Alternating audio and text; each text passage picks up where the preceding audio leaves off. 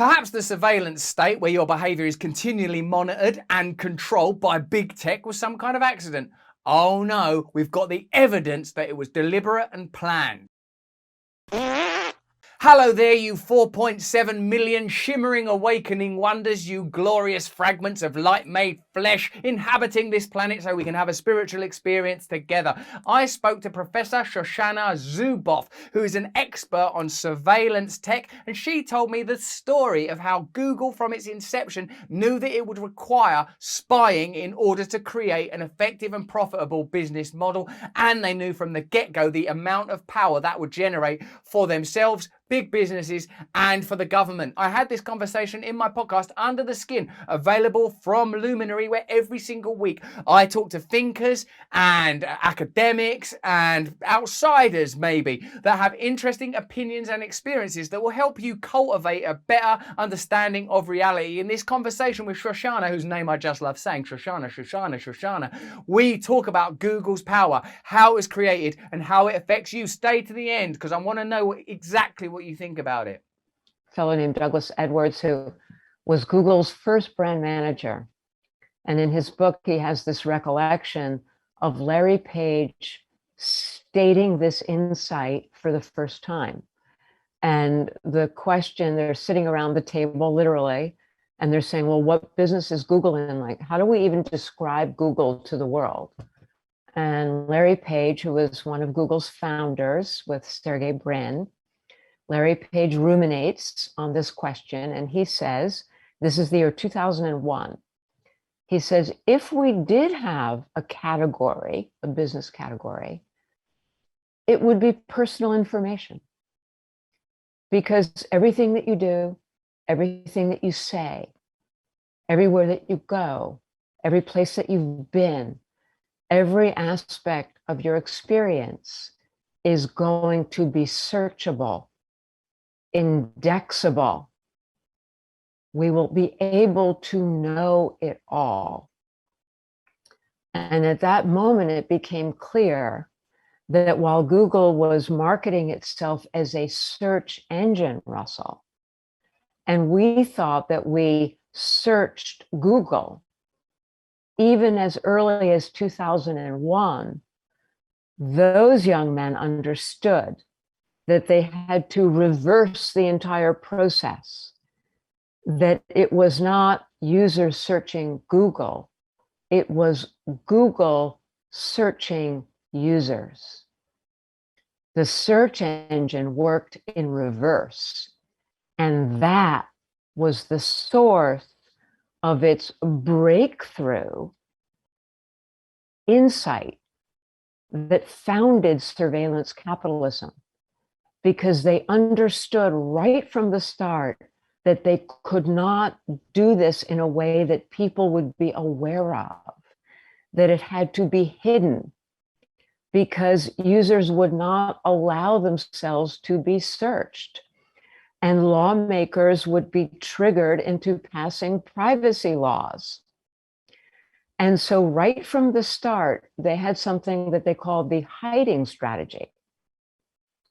Famously, if you've ever been to Google headquarters over in Mountain View, California, in the lobby, there is this kind of ticker tape, and it's a constant viewing of things that are going through the search engine right at that moment, right? So Russell Brand's podcast and weather tomorrow and all of the things, you know, the good, the bad, and the ugly that people search on.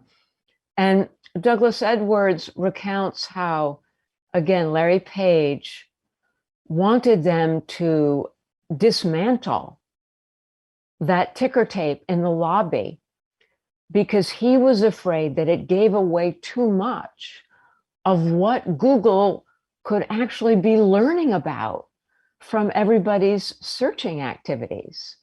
And he didn't want anyone to have any idea, not citizens and not lawmakers, of exactly how much data they were able to gather and how much they were able to learn about us and predict about us from analyzing, computing those data. This is the birthplace of artificial intelligence as currently used today. So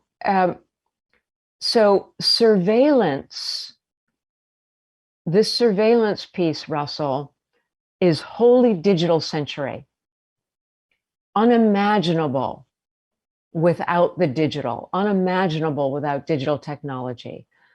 That we produce data, human-generated data, that we leave traces behind, that they can find them, that they can analyze them. All of that is unprecedented. What else is unprecedented? That this kind of data surveillance would be applied to aspects of our experience that until the year 2000, we considered to be private. So secretly, they invaded and extracted aspects of human experience that everyone believed were private. And because they did it in ways that were hidden, and even if you happened to find them, they were indecipherable, inscrutable, you could never know about it. Nobody knew about it. Nobody understood it. And so even though there is continuity with the history of capitalism, commodification, they did it in a way that was unimaginable, literally before the year 2000. And that is what has allowed them to bamboozle, confuse, gaslight their way through 20 years, confusing and misdirecting lawmakers around the world as well as citizens. And only now, it's really only in the past approximately 3 to 4 years, Russell, that the world is waking up to the atrocities that have been committed now, not just at the very beginning, which is the original sin, but all through the various milestones that have been reached, the stages of evolution across these 20 years, is a mounting narrative of atrocity and tragedy. And I'll complete the thought with one final sentence that moves back to your original question. Why should we care? Why should we be aroused? Why should we be mobilized? Why should we be indignant? And the reason is that this new institutional order has always been and is now on a collision course with democracy. Democracy is the only existing institutional order with the countervailing authority, with the requisite power